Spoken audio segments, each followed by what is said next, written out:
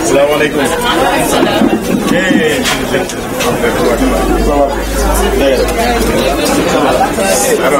Ça va bien. Assalamualaikum.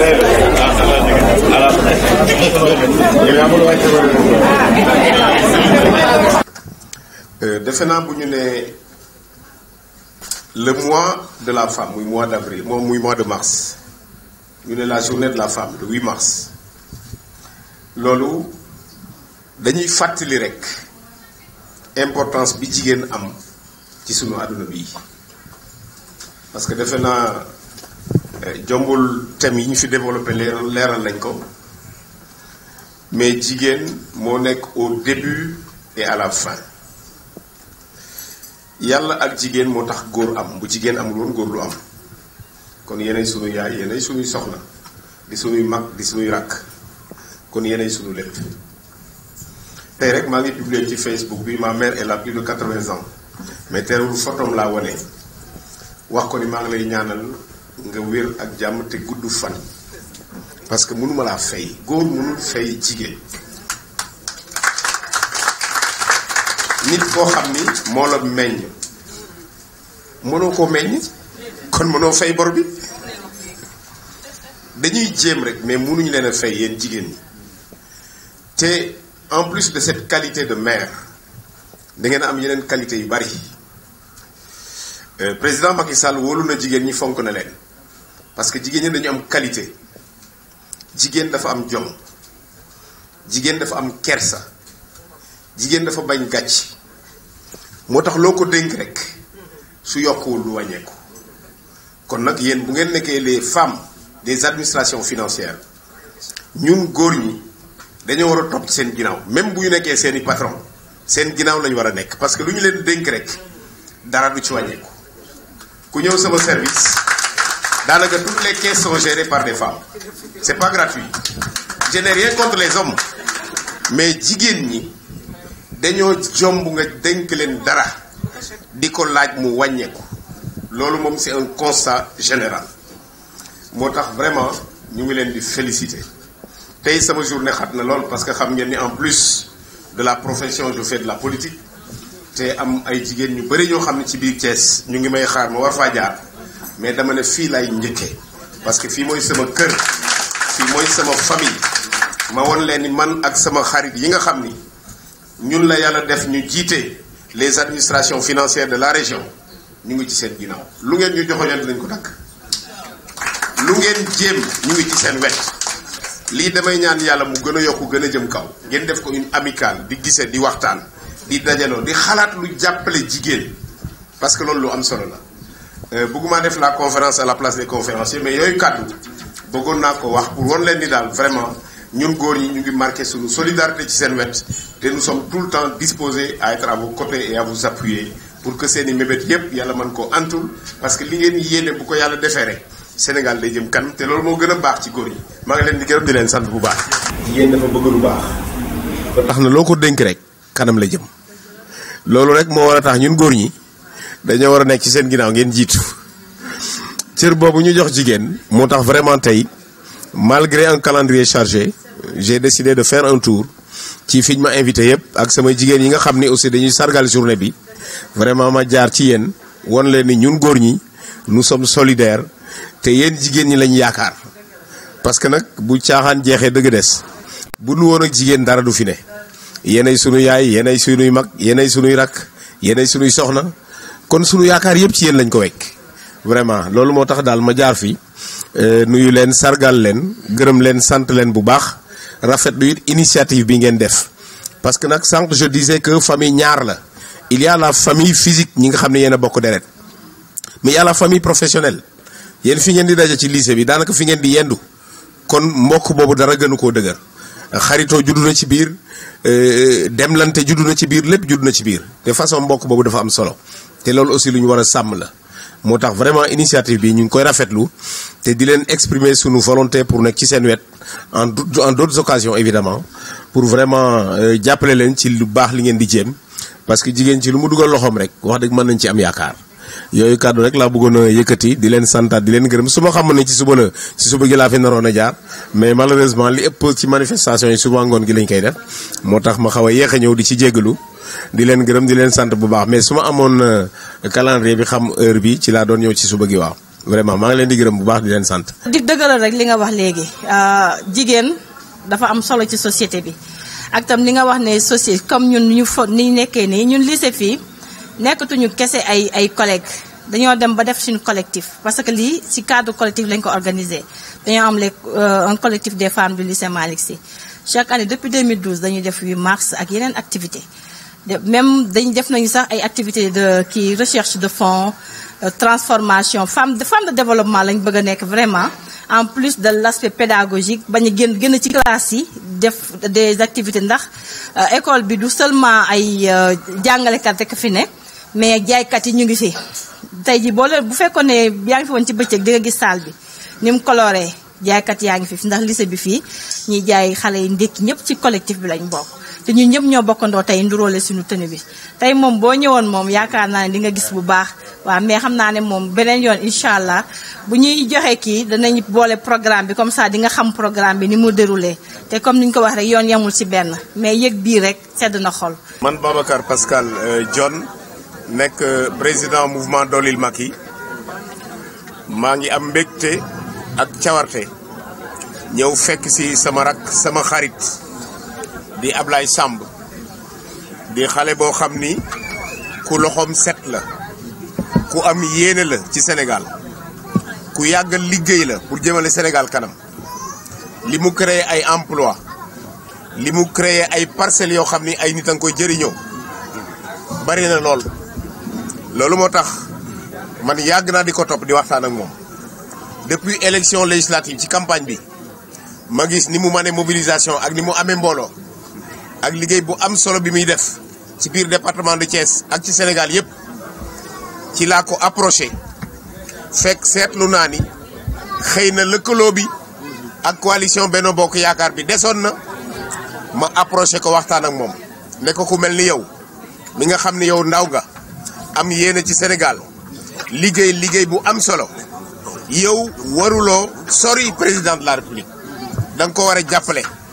parce que jàppale ko mooy sa intérêt jàppale ko mooy sa njëriñ parce que nit ñi nga boot ànd ak nguur rek moo la arrangé may waxtaan ak moom ba yàlla def suñu waxtaan doon benn mu ne ma jël naa décision désormais jàppale président Macky Sall surtout ci élection yi di ñëw xam ngeen ne élection yi élection présidentielle la 2019 en février te ñun suñu candidat mooy Macky Sall gis nañ lu rafet li mu def Sénégal ak projet yu am solo yi mu naal pour Sénégal jëm kanam ñu am yéene nag falaat ko pour que projet yooyu mu mën ko yeggali liggéey boobu nag moom laa fas yéene ànd ak sama rak di Mbaye Samb ñu ànd liggéey ko fii ci Thiès liggéey ko tamit ci Sénégal parce que parti c'est un parti qui est représenté un peu partout dans le Sénégal maa ngi rafetlu nag décision bi mu jël te fësal ko ne désormais jël na décision jàppale président Macky Sall pour bokk ci ñi koy falaat au premier tour en 2019 moom ak mbooloo mi mu àndal maa ngi koy rafetlu te gën a dëggal la sama diggante ak moom te won ko ni muy ci wàllu liggéey muy yoo xam ne maa ak moom ñoo ko seq lépp lu ma man pour jàppale ko dinaa ko def parce que ñu mel nii dañoo soxla jàppale koo xam ne li muy def njëriñu ñëpp la boo ko jàppalee mel na ne askan wi ngay jàppale loolu moo tax ma jàppante ak moom ngeen ñaanal ñu nag sunu ànd vraiment gën a dëgër Macky Sall gis ñu xam ni ñun boole nañ suñu doole moom parti la yor li Macky Sall bëgg bu ko neexee mu bëgg ko am na droit nekk candidat ci présidentiel mais loolu yëpp da koo teg ci suuf ne jël naa décision jàppale président Macky Sall parce que gis na Macky Sall li muy liggéey xam na am na ay projet yu am solo mu ni nag dinaa ñëw pour li ma am ma boole ko ak li Macky Sall am pour que Sénégal jëm kanam te loolu maa ngi koy sant bu baax bi mu ko jaaralee ci man mi nga xam ni nit ku simple la nit ku woyof la ku amul njëriñ la peut-être mais moom gis na ci man ay qualité yoo xam ni nangu naa ñëw boole li mu am ak li ma am ngir ñu gën a jàppale président Macky Sall loolu ak vraiment maa ngi koy rafetlu di leen sant yéen ñi fi teew ñëpp di leen gërëm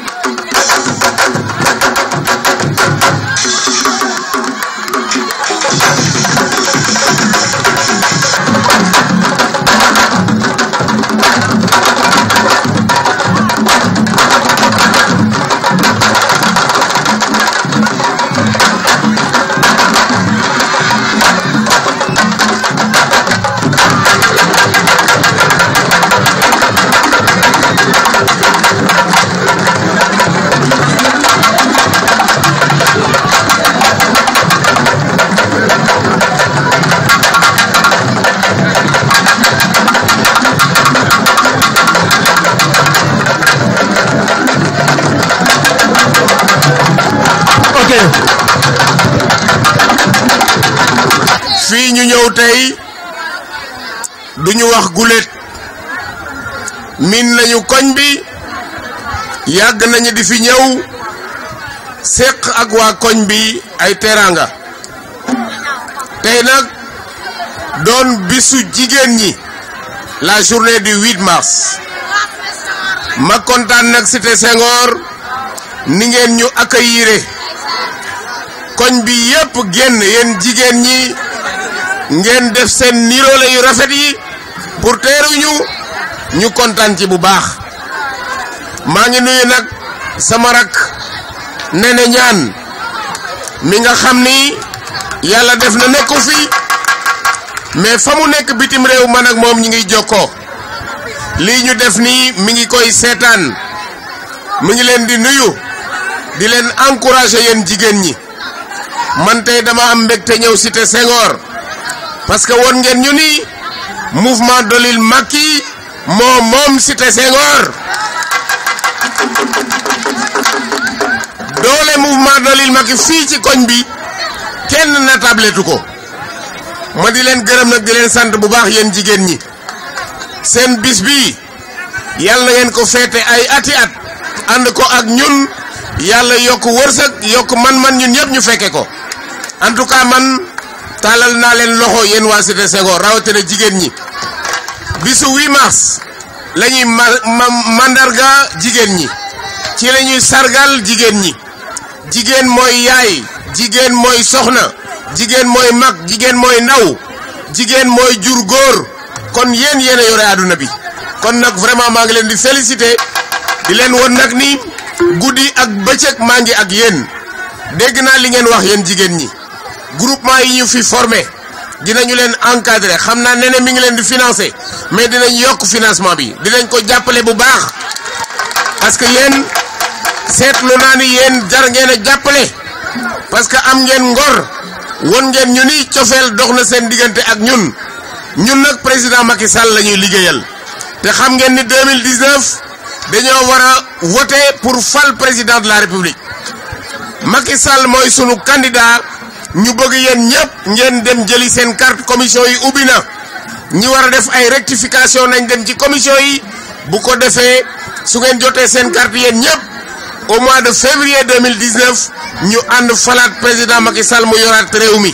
loolu moo ñu tax a jóg loolu tax ma ànd ak Nene Ñaan ànd ko ak les femmes de Farsi ànd ko ak waa Cité Senghor yëpp ñu di leen sant di leen gërëm bu baax. weer lañ la xam nga may ñu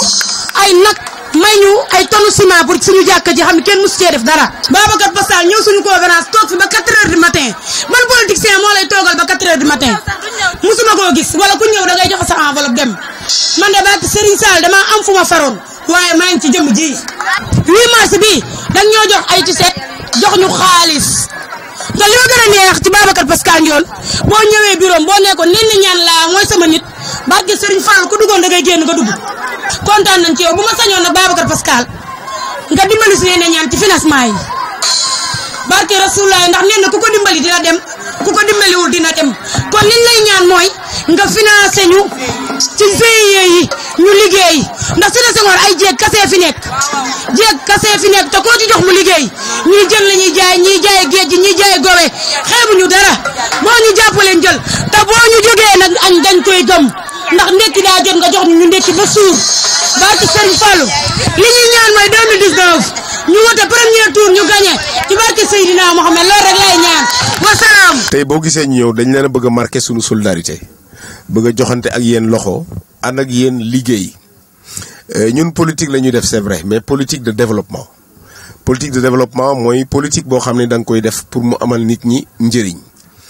li ñuy faral di gis ci politiciens yi ñu ci bëri politique dañ ko def métier di ci am liñ ciy wut pour suturlu ci ñun nag ñu ngi sant yàlla dañoo yor sunu liggéey ba pare xool programme mu Macky Sall mu doy ñu jël sunu temps jël sunu moyen di ci def pour vraiment jàppale ko loolu moo ñu tax a jóg moo ñuy sonal ñu bëgg nag vraiment bu liy passé ñu gën a waxtaan gën a seet ni ñuy yaatale sunu ànd bu ko defee mu nekk un partenariat gagnant-gagnant ñun aussi lu ñu mën ci seen i mébét ak seen i pexe ñu jàpp ci yéen également sunu objectif boobu ngeen jàppale ñu ci. waaw loolu daal moo taxoon ma ne dinaa fi jaar gërëm leen sant leen bu baax parce que nag autorités yi bari nañ à Thiès mais seen xel bu demee ci man ba ngeen def déplacement ñëw sama bureau ñu waxtaan loolu lu profond la ci sama xol loolu it bokk na ci li tax ma tànn seen bërëb bi pour ñëw ànd ko ak yéen sargal ak yéen cette mémorable journée du 8 mars qui est dédiée aux femmes du monde entier mais aux femmes du Sénégal en particulier parce que ñun sénégalais yi ñooy sunuy mbokk ñooy sunuy yaay ñooy sunuy soxna ñooy sunuy sœur ñoom la ñu war a àndal di leen jàppale vraiment loolu moo tax ñu teew fii di leen gërëm di leen sant bu baax. journée internationale de la femme te comme ni ko président waxee jigéen di suñu lépp di suñu yaay di suñu mag di suñu lépp te xare bu masaana am jigéen ñi dañ daan participer parce que ni ñu daan participer mooy dañ daan dem activement mais tamit dañ daan participer ci beneen anam boo dee gis suñu yaay Aïcha nga xamante ni moom moo doon soxna kentu yàlla Muhammad sallallahu alayhi wa sallam bis yonent bi dem génn àdduna bàyyi na ko ay kii dénkaane yu bari kon jigéen non seulement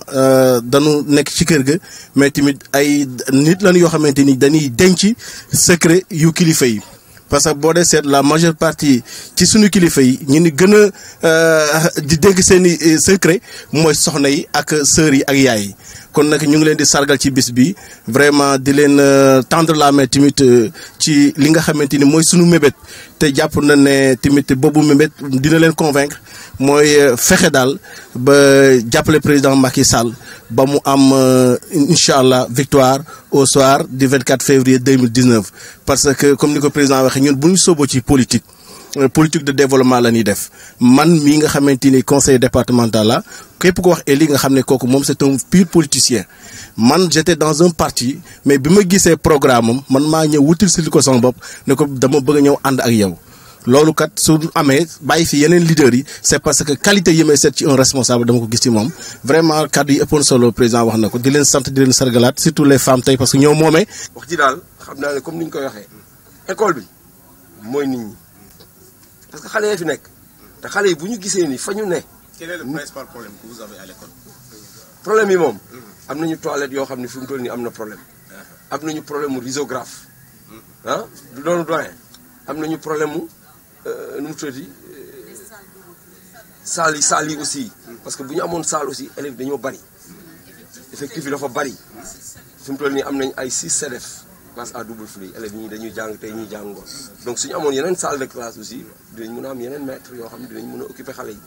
parce que da ngay gis koo xam ne day yor lu mat ay 200 élèves donc 200 élèves nga bëgg a def nii jàngaleen ñoom ñëpp day xaw a jafe donc salle de classe suñ ko amoon suñu toilettes yi aussi toilettes xale yi parce que 1300 quelques élèves benn bloc doyu leen am nañ ay yu nekk fële mais dafa am problème il faut ñu defaraat nu mu tuddati fosse bi defaraat toilettes yi risographe aussi parce que suñu waree def ay évaluation 1300 élèves nga war leen tiireel xale bu nekk lu mu dee dina am 8 copies ku nekk xale bu nekk dina am 8 copies nga multiplier ko par 1300 donc loolu xam nga photocopieuse yu ndaw yi mënu ko donc loolu aussi problème la donc loolu daal la ñu bëggoon yeggale ko ne la nag comme la ma la waxoon bon ku la wax ne àdduna moom mënoo dajal ñëpp te da nga koy nangul ñeneen ñi tamit mais li am solo mooy nga ñëw def nit ñi gis loolu rek moo am solo te parents d'élèves yi soo defee ci école bi rek ñu xam ne lii pour seen njaboot la rek soo leen woowee ñu wuy si la comme na ma koy faral di waxee ñun wutuñu dara lu ñu dugal suñu poos li ñuy wut yëpp mooy lu doxal réew mi rek ak lu doxal fi ñuy liggéey quoi ñun loolu rek moo ñu intéressé léegi nag li ma ci yokk mooy li ci des man damay jël engagement boobu moom du ma laaj avis kenn man maay jël engagement personnellement comme amoon nañu yéene nga dajeeg nit ñi amul mën nañu waxtaan jàpp beneen jour boo xam ne mën nañu invité ñu ñu yaakaar ñi ngi fi mairie yi jaay fii ñi ngi fi mais avec yu dëkk koñ bi suñu koñ bi ku nekk am na ñoo xam boo leen woowee ñu ñëw ñu daje nga waxtaan ak ñoom comme ça ngeen gën a xamante ak ñoom comme ça ñoom aussi ñu gën a mën a adhérer ci li nga xam ne moom ngay yëngu daal vraiment ñun sant nañu gërëm nañu kontaan nañu et puis ñu ngi gën a feddale kóllëre bi ak yow daal waaw di lay sant ñi nga àndal ñëpp. maa ngi am mbégte teew ci jeetaay bi dem naa ci ay barab yu bari tey waaye mën naa wax ni sama xol fii la tooyee woote bi moo gën ci woote màggal jigéen ñi defe naa ni ngeen ko defee man day mbégte laa ci am. Am na ku ma présenté sànq ne sëñ Pascal waaye sëñ Babacar bu ñëwee ci jeetaay fekk fii sëñ Ahmed Sy fekk fii sëñ Maodo fekk fi sëñ Mansour mel na ni këram la ñëw. di nuyu nag kilifa yi ma fi fekk yépp di nuyu sama rakk bi ma àndal di Habib Kane ak samay rakk yi nga xam ni ñoo ma teeru ñu bokk suñu caajaay yàlla def ñu daje fii. di nuyu nag jigéen ñi di leen sant di leen gërëm di leen sargal ci seen bisu tey bii. 8 mars dañ ko tudde bisu jigéen ñi waaye defe naa jigéen ñi bis yëpp seen bis la parce que bu dul woon ak jigéen lu ñu wax góor. jigéen ñi ñooy sunuy wayjur ñooy sunuy soxna ñooy sunuy mag di sunuy rakk li gën ci ñun ñoom ñoo ko xam ñoo koy def kon mel na ni bis bu jot rek waroon nañoo sargal jigéen. kon man maa ngi leen di nuyu yéen jigéen ñi di leen sant di leen gërëm.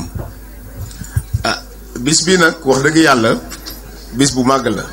comme ni ma ko waxee dem naa ci barab yu bari waaye nii ngeen sargale le 8 mars. ñu ngi ñaan yàlla at bu jot yàlla leen yàlla may gudd fan ak wér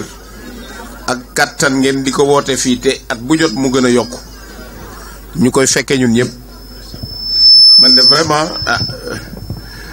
bis bi daal wax dëgg yàlla mënuma cee sori sama xol da cee tooy lool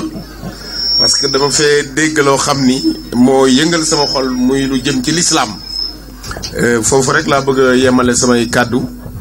di leen gërëmaat di leen santaat bu baax